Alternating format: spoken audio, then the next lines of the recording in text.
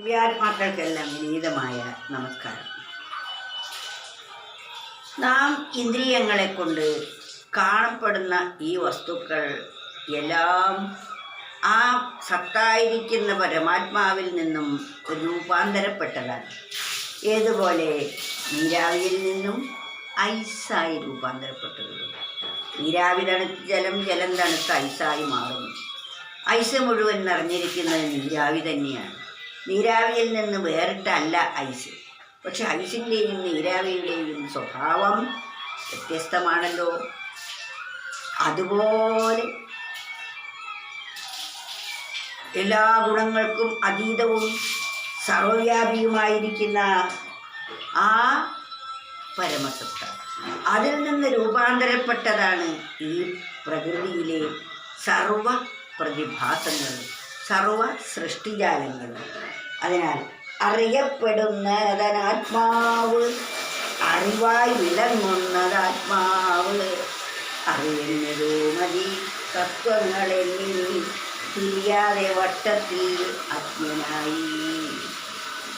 അറിയപ്പെടുന്നതനാത്മാവ്. നമ്മുടെ ഇന്ദ്രിയങ്ങളെ കൊണ്ട് ഏതൊന്നിനെയൊക്കെ അറിയപ്പെടുന്നുവോ അതൊക്കെ നാശത്തിന് വിധേയമാകുന്നു. നാശത്തിന് വിധേയമാകുന്നതിനെയാണ് അനാത്മാവ് എന്ന് പറയുന്നത്.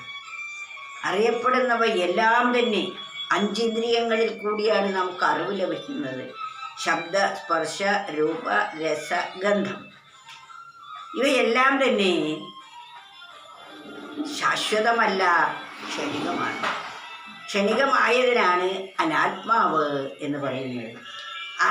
അറിയപ്പെടുന്നതനാത്മാവ്, അറിവായി വിളങ്ങുന്നതാത്മാവ്. ഇതിനെയൊക്കെ അറിയുന്ന ആ അറിവാണ് ആത്മാവ്. അറിയപ്പെടുന്നവയെല്ലാം അനാത്മാവാണ്. അറിവിന്നിതു മതി തത്വങ്ങളെണ്ണി നീ, അറിയാൻ ഇത്രയൊക്കെ മതി. ഇതിനെയാണ് വളരെ വിസ്തരിച്ച് വേദങ്ങളിൽ വിവരിക്കുന്നത്.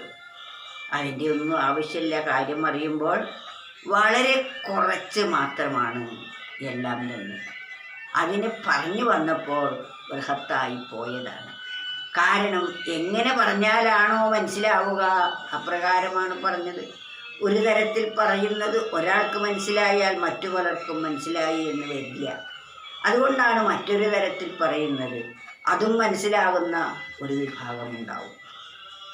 അങ്ങനെ പലതരത്തിൽ പറയുമ്പോൾ ഒരാൾക്ക് മനസ്സിലാവാത്തത് മറ്റവർക്ക് മനസ്സിലാകുന്നതിനാൽ ആണ് പലവിധം മഹത്തുക്കൾ പറയാൻ ഇടയായത്. എന്നാൽ ഈ പറയുന്നതും അനുഭവതലത്തിലെത്തുമ്പോഴും വളരെ വ്യത്യാസമാണ്. ഐസും നീരാവിയും തമ്മിൽ എത്ര വ്യത്യാസമുണ്ട്. നീരാവിയിൽ നിന്നാണ് ഐസുണ്ടായതെങ്കിലും ഐസ് ഖരമാണ്, നിറമുണ്ട്, അതിന് രസമുണ്ട്. നീരാവിക്ക് അതൊന്നുമില്ല, അത് അനശ്വരമാണ്. അതിനെ അറിയാൻ ഇന്ദ്രിയങ്ങളെ കൊണ്ട് കഴിയുകയുമില്ല. അപ്രകാരമാണ് ആ പരമാത്മാവിനെ അറിയാൻ നമുക്ക് ഇന്ദ്രിയങ്ങളൊന്നിനും തന്നെ തന്നിട്ടില്ല. എന്നാൽ അതിനെ എല്ലാത്തിനെയും അറിയാൻ കഴിയും. അതാണ് എല്ലാത്തിനെയും പ്രവർത്തിപ്പിക്കുന്നത്. ഇന്ദ്രിയങ്ങൾക്ക് കാണാനുള്ള കഴിവും കേൾക്കാനുള്ള കഴിവും എല്ലാം അതിൻ്റെ സാന്നിധ്യം കൊണ്ടാണ് ഉണ്ടാവുന്നത്. അതാണ് അറിയപ്പെടുന്നതനാത്മാവ്, അറിവായി വിളങ്ങുന്നതാത്മാവ്, അറിവിന്നിതു മതി തത്വങ്ങൾ എണ്ണി നീ തിരിയാതെ വട്ടത്തിൽ അജ്ഞനായി.